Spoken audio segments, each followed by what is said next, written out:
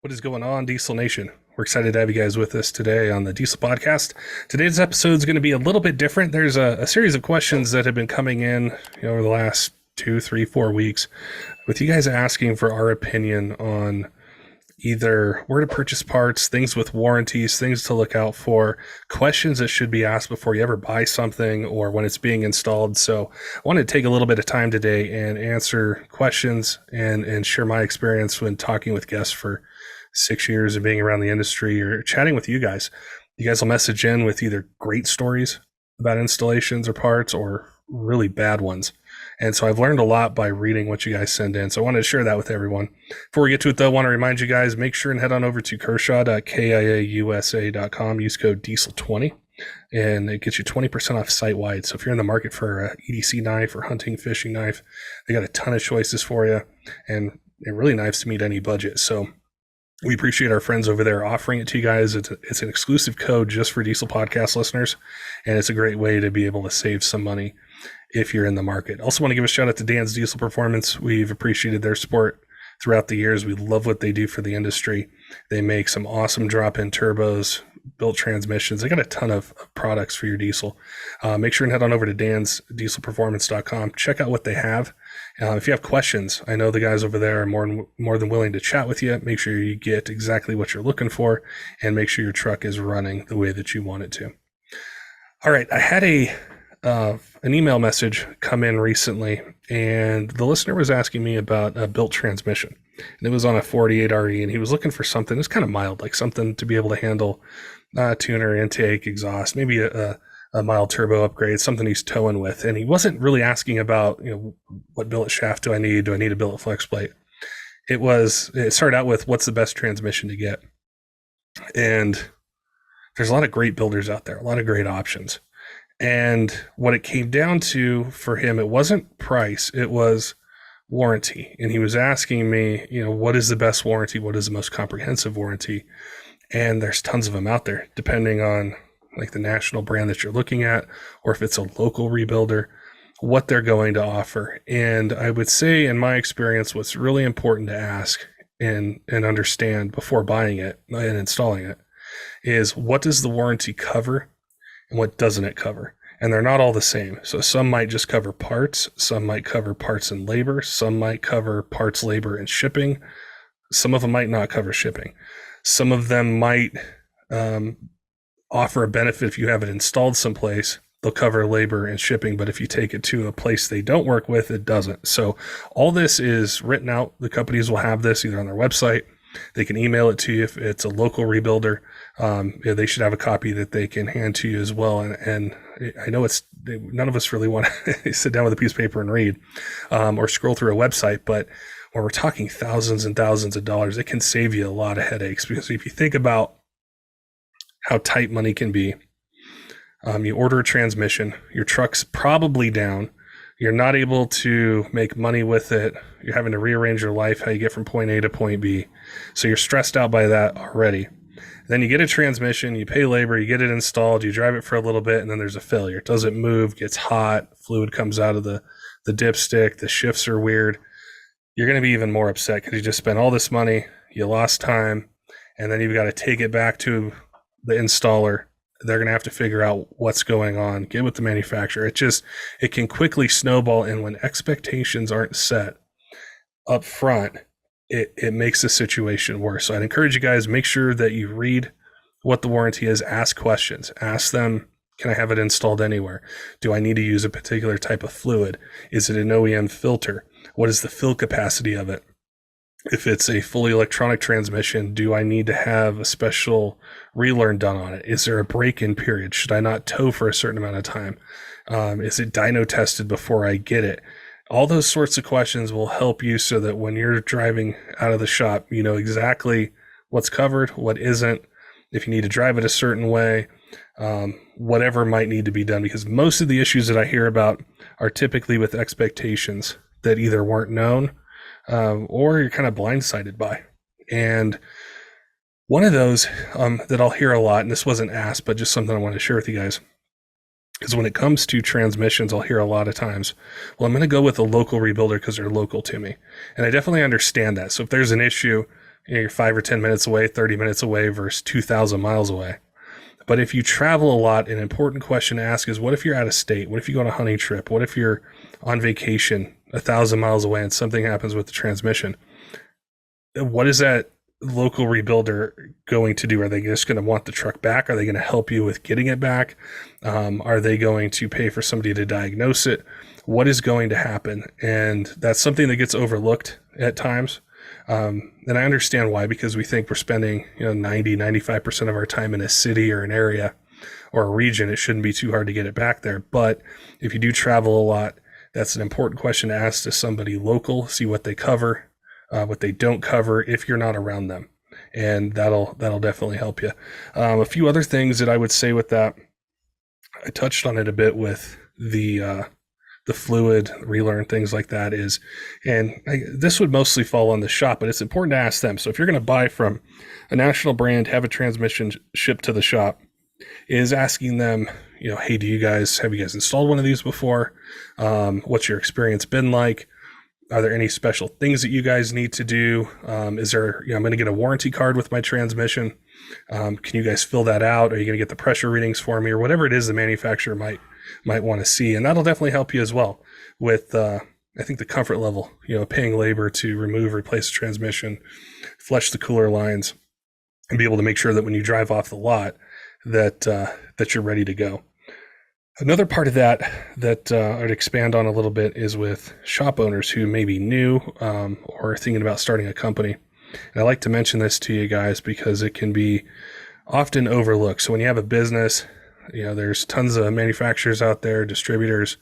Once you pop up on their radar, you're just going to get inundated with places wanting to sell you parts or, go direct. And it's important to build those relationships with whoever you choose to buy parts from, so that you have a good working relationship where, if you order a transmission or an engine or a turbo, whatever it might be, and you have an issue, you know who to reach out to, who can help you, what the process is like, and that'll save you a ton of headaches, and also maybe even help you out if you get in a bind where a customer's truck's down, you want to get him, back up on the road, and maybe you need a miracle to happen. You need something to leave a little bit quicker than what the lead time is.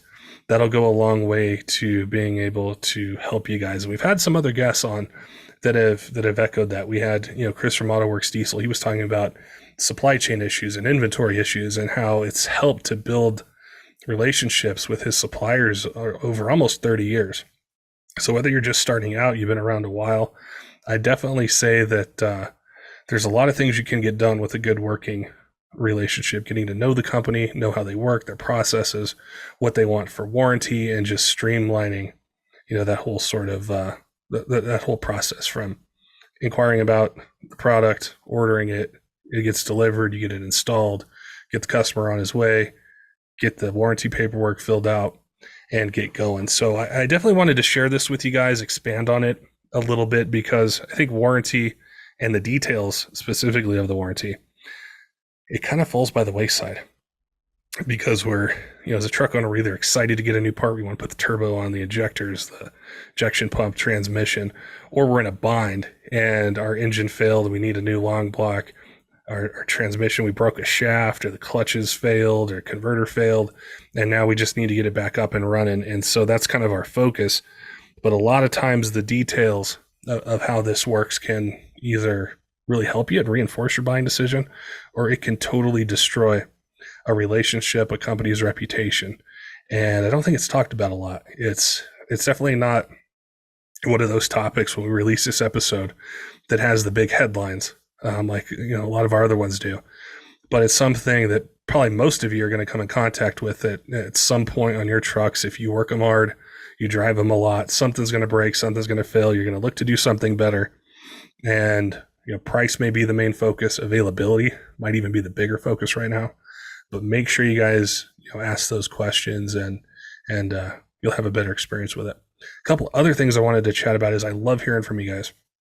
That's why I always say on every episode, go on our Discord, jump on there. It's totally free. Show us the truck, ask us questions, or send us an email to info@dieselpodcast.com, or comment on YouTube. I do that because I love to see what you guys are working on, things that you guys want to know collectively.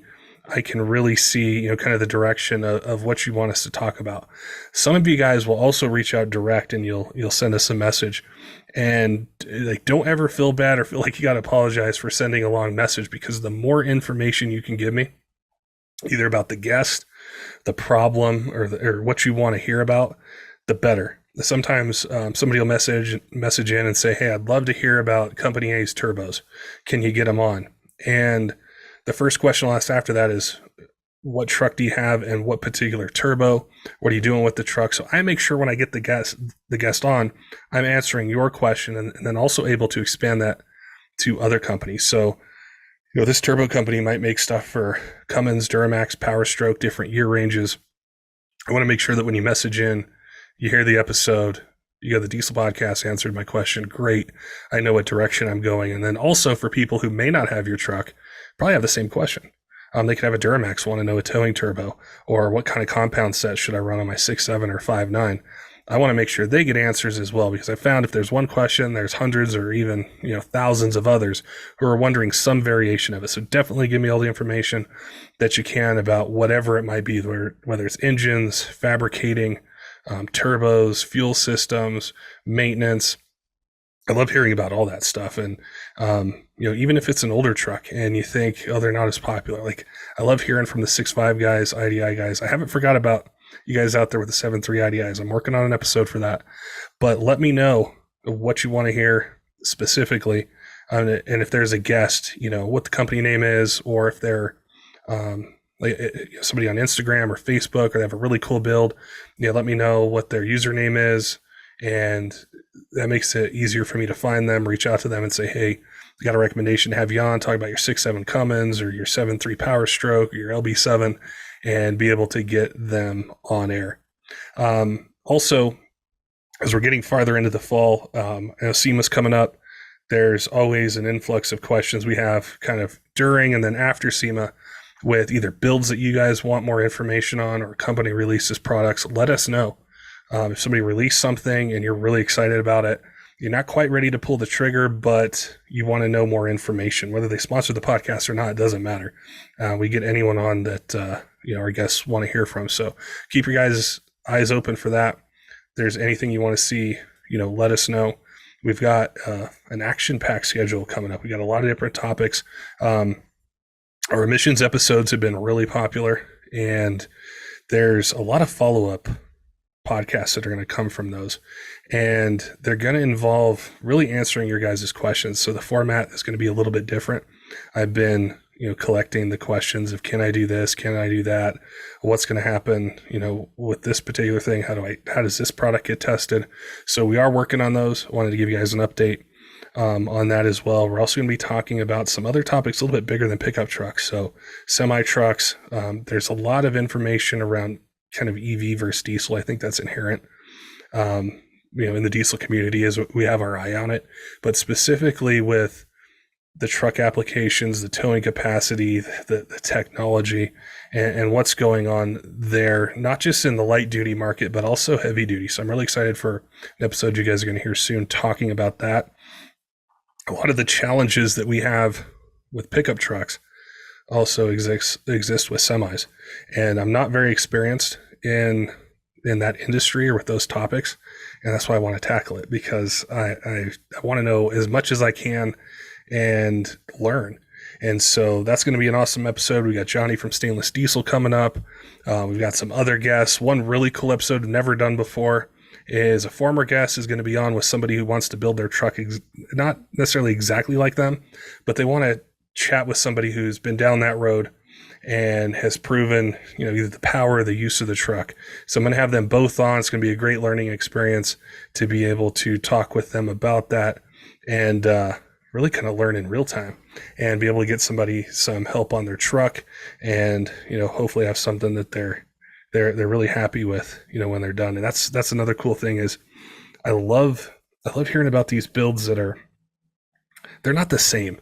They're really unique, whether it's making a short bed LML, making a 500 plus horsepower 6.5. We've had some 7.3 OBS guests on that are, pushing big power numbers. Things that are really cool. That's what I love about the diesel community is it's so varied with what people like, what they do, and really kind of the transformation over I don't know how many years, but it's no longer, if you want power, you just don't have to pick one or two different brands or year ranges to get. There's so many options for a street truck or kind of the ultimate tow rig, tons of different things like that. So I definitely love that. Look forward to bringing those episodes to you guys. I want to remind you before the episode's over to don't forget about Kershaw Knives. We appreciate their support, and that's something that I want to chat about a little bit. Is our podcast sponsors is. When we have a sponsor, it's not just any company that says, hey, I want to sponsor the podcast. We want to make sure that if they're going to be on here, we're going to be talking about them, that we understand as much as we can their business, their goals, their product, and it's something that we think is good for the diesel community. And there's a lot of sponsors we have that are in diesel, but they speak to the lifestyle that we have. Like Kershaw Knives. I know they value being able to bring quality products to people, being able to offer things, whether you're a knife enthusiast or you just need something, open boxes at home or at work, different things like that. And them investing in us, into our audience, and then being able to offer a discount code, 20% off site wide is a big deal. There's not a lot of places that do 20% off site wide, and they definitely don't do it where it's specific to one group of podcast listeners. And that's something we really appreciate. And that's why I do, these, that's why I shout out the discount code on the episodes. And, it's something that we want to make sure we bring value savings to you guys, and also information, which information is worth money and it does save time. So, if you're in the market, make sure and check them out. Any of the other sponsors that we have, we love having them on. That's how we've been able to grow the Diesel podcast. I talked about it before. People have asked me, we didn't start with a studio. The first thing we didn't invest 20 grand, 30 grand, 15,000, whatever it is to build a studio somewhere, buy the most expensive mic and audio equipment we could and lighting, and then hope for the audience to get to us. We just knew we wanted to talk about trucks. I knew people in the industry, either who raced or built parts or tuned trucks or manufacturers, and wanted to bring you guys the conversations and the insights that I would hear at events or shows or at the racetrack. And we didn't care whether we couldn't afford the latest and greatest camera or the audio equipment. It started very humbly. When I think back to it, I knew nothing, and I still don't know. I still don't know a lot, but we just jumped in, and learning how to put these together, learning how to network, find the right person at a company to get on. And I tell you guys this because I know there's a lot of passion, a lot of excitement that you guys have for your businesses. Whether you work at a place and you love working there, love the atmosphere, or you started a company, it could be construction or really anything under the sun. It's the same sort of thing. And that's why I ask a lot of these industry leaders is, for their advice or their tips, things they would do, things that help them grow. Whether you're interested in working in diesel or not, it doesn't make a difference. But what is universal are the lessons of it. And the things you can take and apply directly towards what you're doing. Like, I hate generalizations. I see them all the time on like Instagram business pages or inspiration pages, and they're these real general quotes, and those are fine, but I want concrete things. I want specifics that really help to be able to either build a company, help me be a better podcaster, help somebody be a better business person, or just a better human being. Is things like Randy Reyes talked about, investing in his team. His team has helped him grow so much. And that's something, if you run a concrete company, or you build custom homes, or you have a brick and mortar shop, or you do real estate, or you do marketing, or whatever it might be, you can invest in your team. Or if you don't own anything, any sort of business, you can invest in yourself. You can invest in the people around you. And so I love hearing things like that. Charlie Fish at KC Turbo is talking about customer service, how you treat other people, how you value them. It creates, when it happens, it creates a really awesome situation where people appreciate what you do, you appreciate them, and you start to build relationships with them, which are incredibly, helpful, important, not just with truck parts, but really with anything. So I mentioned this so that if you guys have topics that pertain, maybe loosely or not at all to diesel, maybe it has nothing to do with trucks and nothing to do with automotive, but there's somebody on YouTube that you like, somebody on Instagram, you're really impressed with what they've done. There's a lot of these topics, you're not going to hear them anywhere else because they don't pertain specifically to trucks. That's not what we do here. Our focus is really on the lifestyle. I've been, in the lifestyle, in the community for a really long time. I think I know it, pretty good. I think I know what you guys want to hear, what you value, what you're looking for, why you guys bought diesel trucks, and also things that surround it, other hobbies that you guys have, the mindset, the things you guys are looking for. So don't shy away. If there's a personality or a leader or a company or somebody that you really admire that you want on the podcast, because it all relates back to either, our businesses, our trucks, us being better people, us interacting better. I love talking about that stuff. And that's why I work it into these episodes a little bit, because I don't hear it in automotive. I really don't. I can hear it in other industries. I can hear it with other podcasts, but then I also don't get kind of the truck talk that I like. We're all here because we love them. It's either our biggest passion or it's a close second, whether it's a hobby, you race, whatever it might be. And we wanted to bring those, kind of two together, be able to merge them. And so that's why I want to call them tangents, but that's why we go on them, on episodes. And I try to get as much insight and advice as I can from the guest so you guys can hear it. Because if you see them at a show, you see them at the track, you're probably not going to have an opportunity to chat with them that long to say, hey, how'd you build your business? Hey, what were some challenges that you had? How did you overcome XYZ? How did you go from nearly losing everything to being on top of your respective industry or the product line that you build? What would you tell somebody that, is thinking about quitting, that thinks they can't make it, or somebody that's stuck in the middle, which happens a lot too, is you started it, you invested it, you got it off the ground, and you sort of feel stuck. And how do you get to the next level? That's another important side of things, as well as growth. And then, in that growth, a lot of mistakes are made just because, if you're doing something new, doing something you've never done, you don't necessarily know the things to do, the things not to do. You got to kind of make those mistakes, and these leaders, these people can definitely share their experience with you, help you save time, whether it's what turbo to run, how to grow your business, how to build a better team, how to take time for yourself, how to, relax, rejuvenate, come back stronger, think ahead, be creative, start something new. Charlie Fish talked about that as well, as creating your own pie, not necessarily just trying to operate in the same sort of, slice of pie that everyone else offers, and being creative, coming up with something else. So definitely, reach out to us, let us know if there's people you want to hear about, or, if we say, hey, we're going to have this guest on, drop us a line and let us know. All right. Till next time, keep the shiny side up.